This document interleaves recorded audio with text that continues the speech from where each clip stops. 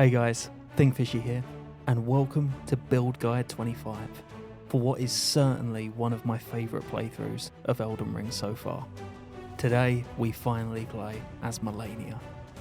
This run included some of the coolest fights that I've had in the game, and I had an absolute blast figuring out some cool strats for some of the bosses on this immensely strong build. Now, so this video doesn't have 10 minutes of setup at the beginning, I'm going to refer you back to my Maliketh run if you want to know what to do to get yourself set up for a New Game Plus playthrough. I used exactly the same method here and also grabbed the Erdtree's Favour plus 2 and Alexander's Jar Shard. So if it's your first time getting set up for a run like this, or you don't know where to get those two talismans, go check out that video, I'll leave a link in the description. We're once again going into New Game Plus at level 125. This is the level that you get to if you kill all of the main bosses, and the level that all of my build guides end at. So all you need is a character that still has Malenia's remembrance. Hopefully my random red-haired character from last week makes a little more sense now. So the first thing that we're going to do is Millicent's entire questline for the Rotten Wingsword talisman. I'll show you all of the steps here, and also leave a link to one of my more detailed tutorials on this questline in the description. Now, Millicent's questline actually gives two talismans that work great for this build: the Rotten Wingsword and Millicent's prosthesis. And these two actually stack together. But you can only get one per new game cycle, and we definitely want to grab the Rotten Wingsword in New Game. This means that to get the other one, we'd have to kill Millicent as Malenia in New Game Plus. And as much as I like insane consecutive hit damage, I prefer sleeping at night. So no Millicents were harmed in the making of this video. Since we need a lot of faith for this build, we may as well also grab Golden Vow from the shack at the bottom of Mount Gilmir, and Flame Grant Me Strength from behind Fort Lyde. Now head to the Ordina Town Grace and east to the Minor Erdtree. We're going to kill the avatar here for the Thorny Crack tier, a tier that boosts our consecutive attacks and stacks with the Rotten Wingsword. Then we're going to head back to Stormvale, through the courtyard, and through the Stone Sword Key Gate by the rats to grab the Godslayer seal. Then to any of the walking mausoleums to duplicate Malenia's remembrance. And back to the Round Table to buy Hand of Malenia and Scarlet Aeonia from Enya.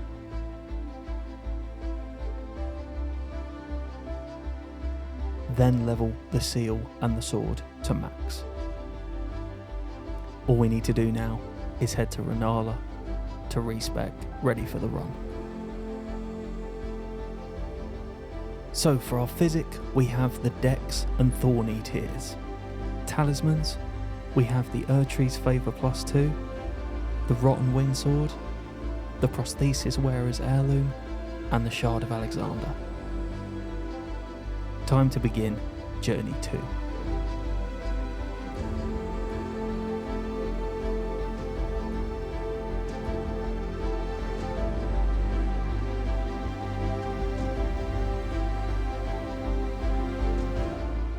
Now, obviously the most logical way of starting this playthrough would be to head to Stormvale for Morgott. But this is a Malenia build, and after waiting over a year to make this video, I knew exactly how I wanted to start it.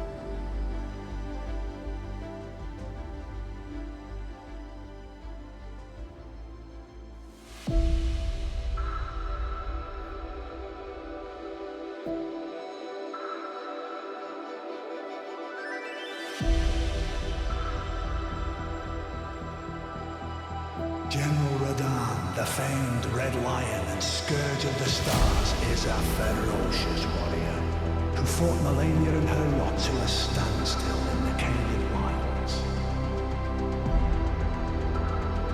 Malenia, the undefeated swordswoman, she who fought Radahn to a standstill.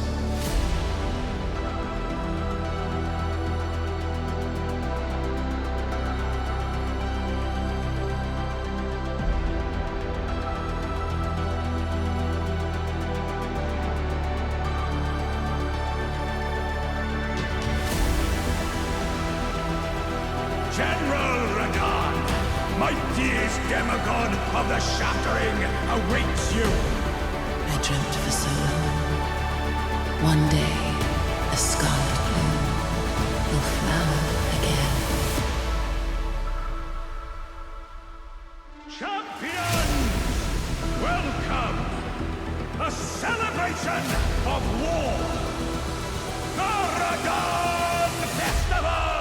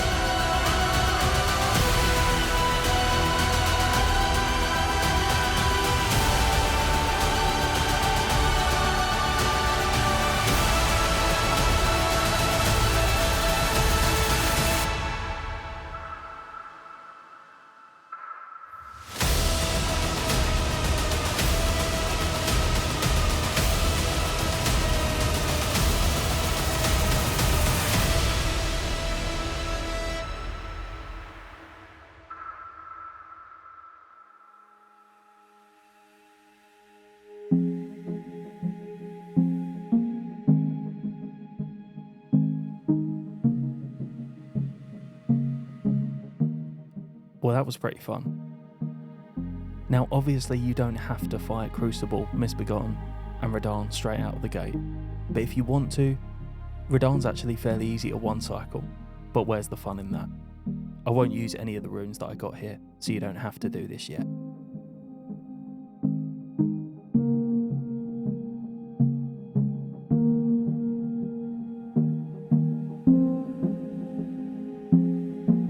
Now it's time for Morgott. And as you can see, despite the fact that we only meet the requirements for Hand of Malenia, the damage we're doing is insane.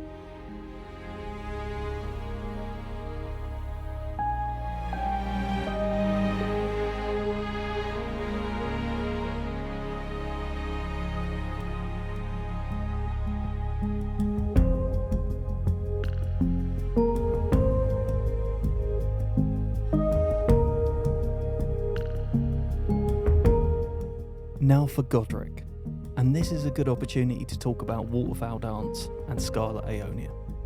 When I started this build, I expected both of these to just be flashy gimmicks, immensely cool looking, but completely impractical to use against enemies. And I actually found the reverse.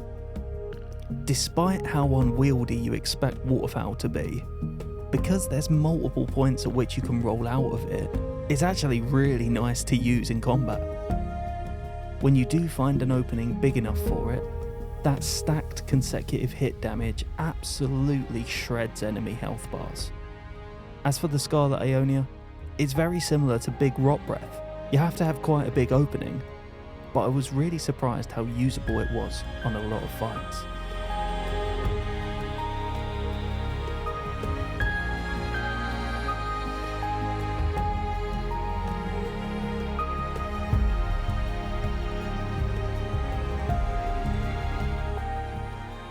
Now to Rare Lucaria for Red Wolf. You can be flashy here if you're not concerned with getting hit, or use plain old quick attacks if you want to be safe. You can kill him in a single combo with this weapon.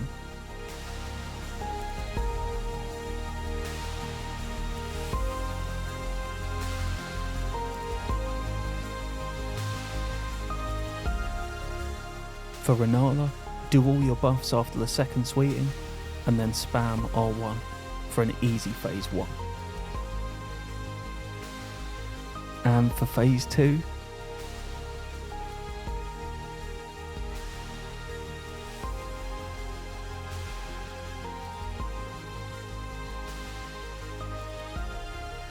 Turns out, waterfowl dance is pretty hard to dodge. Who knew?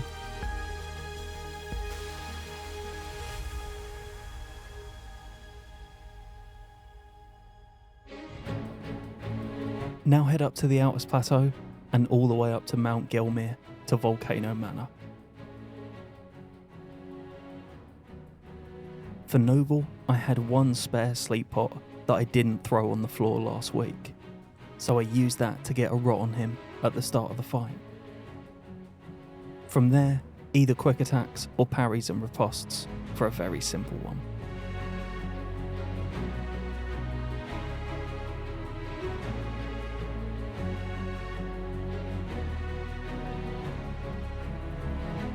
Head through the rest of the dungeon to Rykard. And of course, the easiest method as usual here is to use the Lance strat. But as Malenia didn't seem like the kind of character to go for the cheese, I just did this with the Serpent Hunter. The main reason that I use the Lance strat in every other run is to avoid that manic phase 2 skull attack he does. However, you can also do that with the Serpent Hunter if you get the timing right. When Rykard is approaching half health, stick to quick attacks and manage your stamina. When he goes to lift the sword to start the skull attack, hit him with the weapon art. Get both parts off and keep hitting him for the rest of the fight to stun lock him. On original patch you could actually do this for the whole of phase 1 and 2, but it still works for this little section.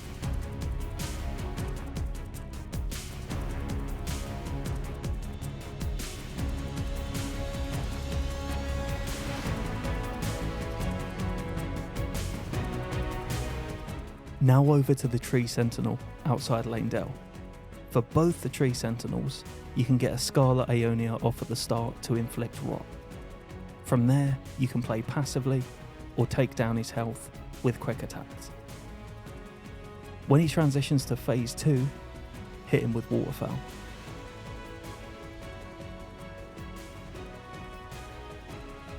If you don't want to try the fancy strats, Hand of Malenia is possibly the best weapon in the game for destroying Tree Sentinels with parries and charged R2s. One parry, chargey, then you barely need to walk forward at all for the second one due to the weapon's length.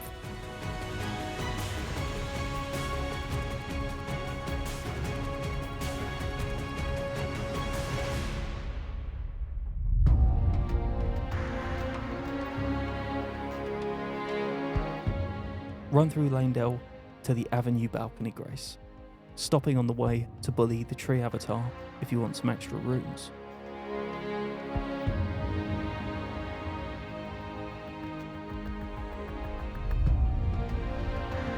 Now for Godfrey, and for a laugh I thought I'd try and hit him with Scarlet Aeonia. So run into the arena and immediately cast the wrong spell. Swap to the correct spell, then hit him with rolling R1s until you have another opportunity. Cast again and realise that you still haven't got the right spell equipped. Eventually figure it out and hit him with Scarlet Aeonia. This is one of the things that I really love about New Game Plus. You can try silly stuff like this without having to worry about being punished too hard for it.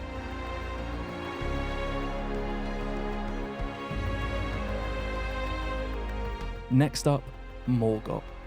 And this fight allowed me to prove that idiocy does come in threes, as after deciding that Morgott was getting an early waterfowl, I dodged his initial attacks, picked the perfect moment, and proceeded to kick him straight up the arse as I'd somehow unequipped my weapon. If you're not already subscribed to this channel, this is the kind of high level gameplay that you're missing out on. This is a really easy Morgott fight. Spamming quick attacks will take him straight to phase 2. For phase 2, you can get the first part of Waterfowl off safely after the blood attacks, but not the second part.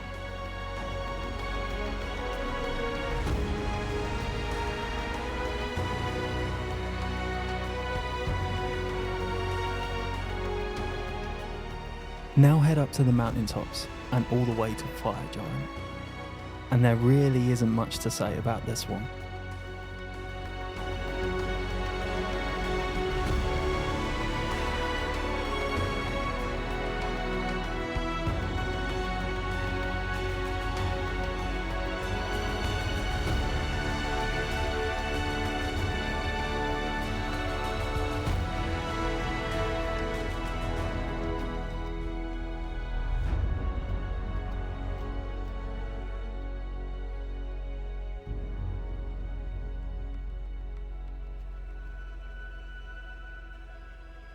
So at this point or before, I would have killed Radahn. He gives 210k on New Game Plus, so I'll pop those runes now to get those levels. Back to Limgrave and down into the crater.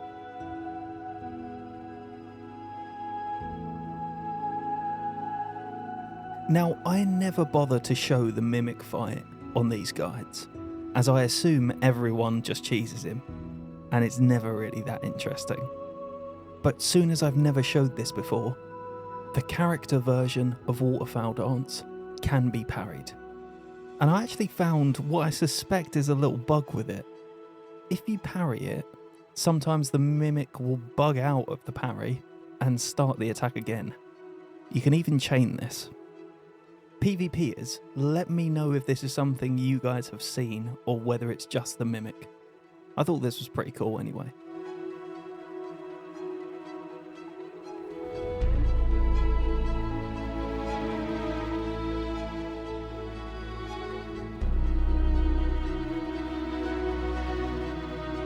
Light the Ancestral Woods Grace and head into the Aqueduct for the Gargoyles.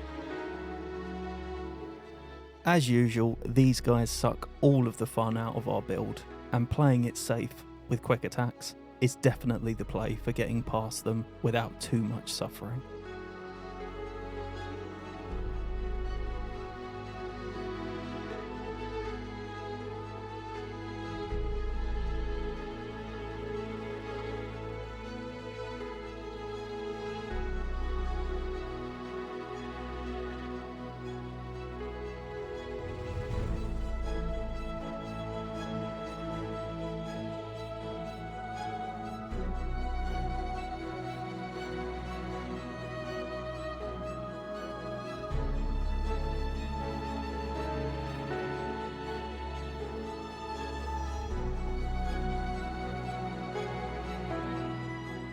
Right, come on boys, you got this. 1 o'clock, 1 o'clock, 6 o'clock.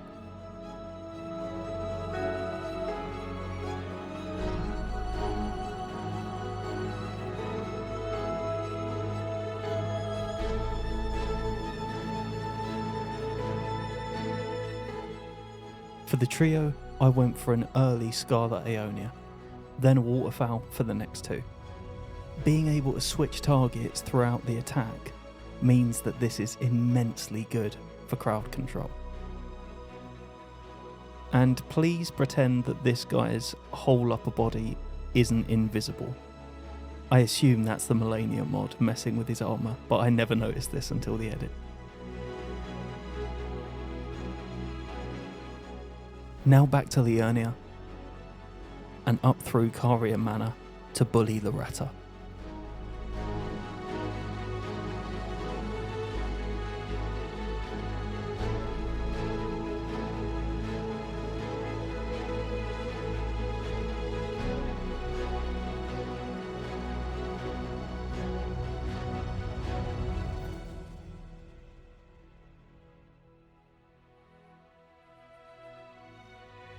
Speak to Ronnie and the boys, and head down to the Night Sacred Ground for the Fingerslayer Blade.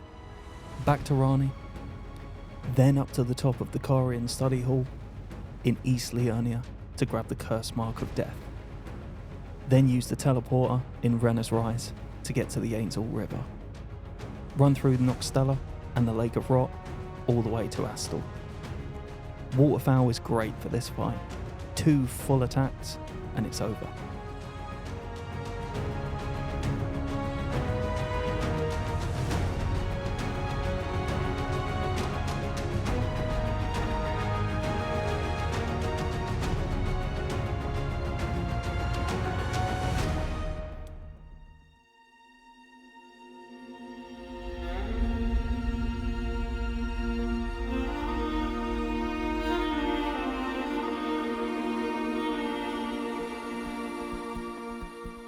run through Farum all the way to the Dragon Temple Transept Grace.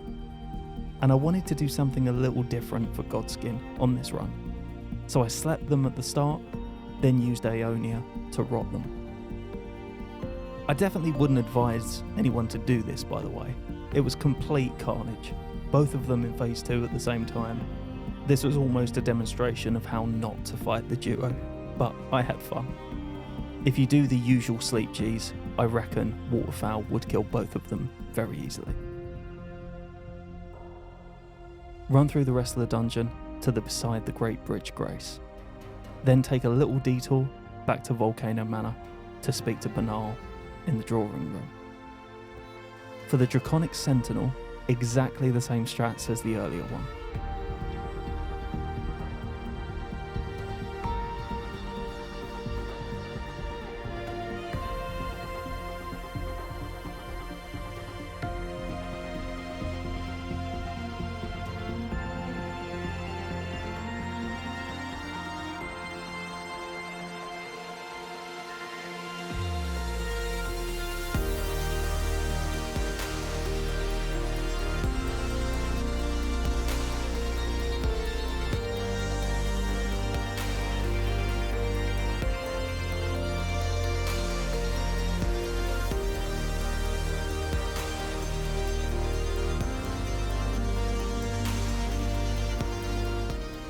Dodge Maliketh's first swing, then hit him with Waterfowl. And then just wait for him to do it. If you've watched this channel for a while, you know how this fight is ending.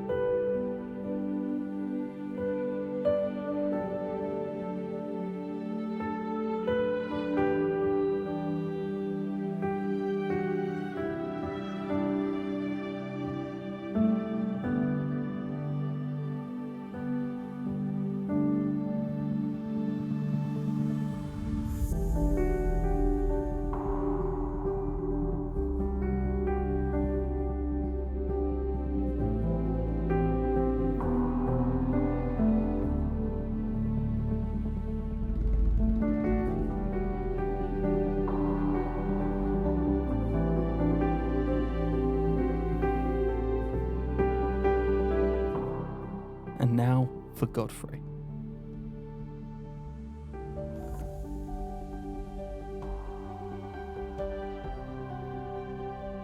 Make sure you're two-handing your sword. Walk in and start hitting Godfrey with nothing but quick attacks. And here's the hard bit. From the first time that you hit him, do not let his posture recover. This means no healing, no playing passively, and even no running away from the earthquake attack. You got to stand right next to him, iframing the explosions, and hitting him throughout. When he does the stomp, don't go for a charged attack as usual. Strictly quick attacks, as we want to break his posture at the opportune moment.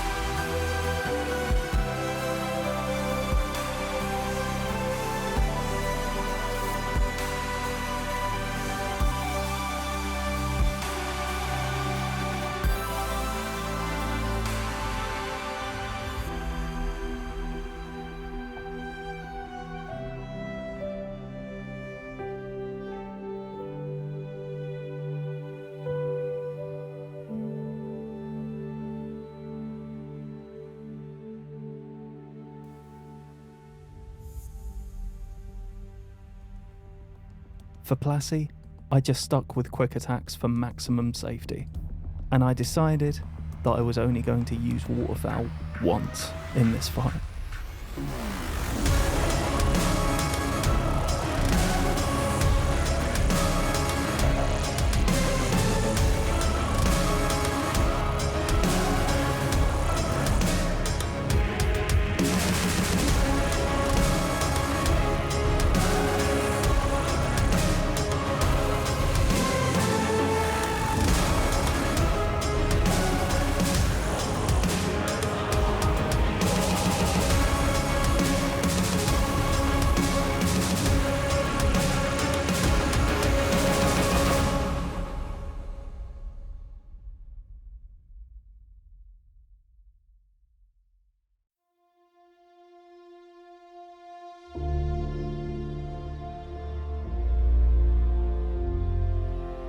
Now to Castle Sol for Commander Niall. The start is a perfect opportunity for a Scarlet Aeonia to rock both Niall and the summons. Finish off the knights with backstabs or parries, then wait for Niall to do the big tornado attack.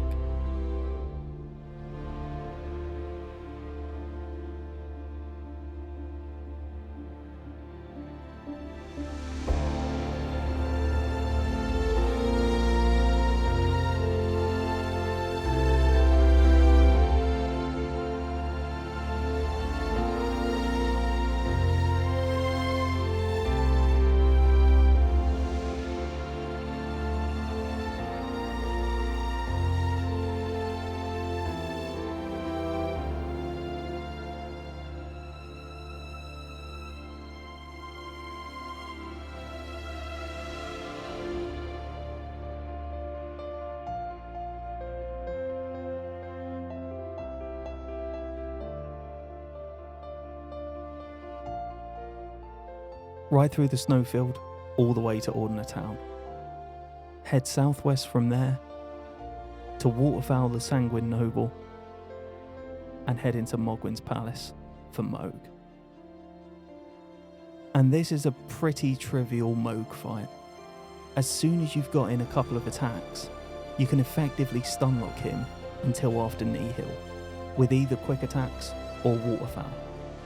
Nihil allows time for a Scarlet Aeonia if you want the rot, but Waterfowl will deplete more of his health, so that might be a better option if you find phase 2 scary. From this point, you can either just wait him out or go in for the style kill.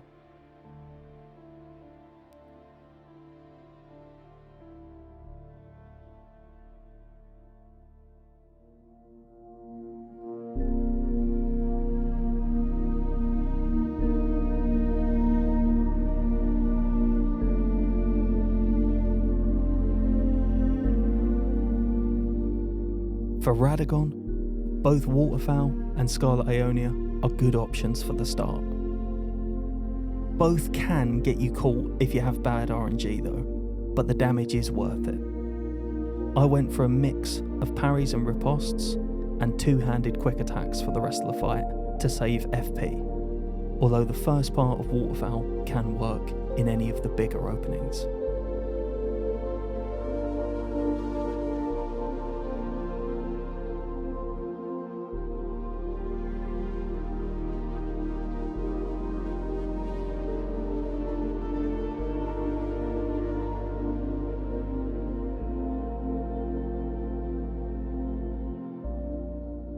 Where Waterfowl really shines though, is for Elden Beast, because there are so many openings here large enough for a full one.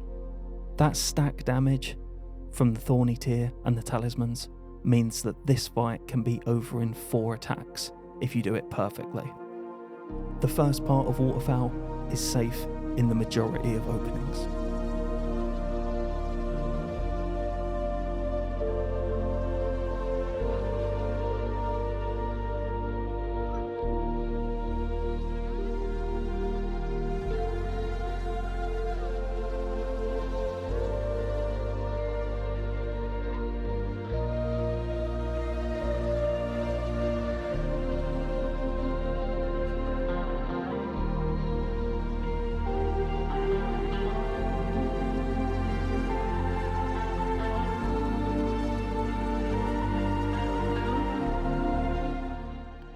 And finally back to Ordner Town. Once again I'm using Ordner Skip to bypass the puzzle. Jump onto this pillar, line up your compass to the right of this notch, then do 2 jumps with the direction order 12 o'clock, 9 o'clock. Run through the Halig tree all the way to Loretta. And like the other tree sentinels, there's half a dozen strats available here, and all of them are great. Watch out for those big blue combos for a perfect opportunity for a full waterfowl.